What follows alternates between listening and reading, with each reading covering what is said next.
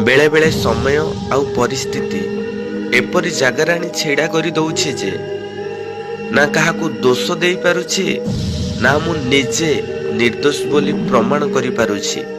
केवल भगवान को ऊपर भरोसा रखी जीवन बंचिया पाई निष्पत्ति नेउछि। जो प्रेम जो परिवार जो संपर्क दिने मो पाई व्यतिव्यस्त हेउथिले आज सही प्रेम सही संपर्क सही परिवार मते घृणा करुछंती।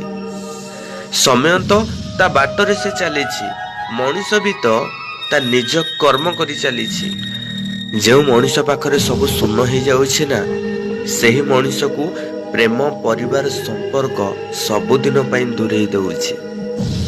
प्रेम परिवार संपर्क पाई जे दिने भी भगवान को डाकी नथिला आज सही भगवान ता साथी रे अछंती। कहिबार तात्पर्य हेउछि भाई ए मनीष मानकर संपर्क को लोभ न करी भगवान को डाकिबा पाई चेष्टा करंतु। जदि भगवान तुम साथी रे अछंती तो ए छार मनीष तुमर किछि भी क्षति करि परिबे नाही।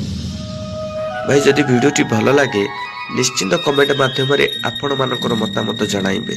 जय जगन्नाथ।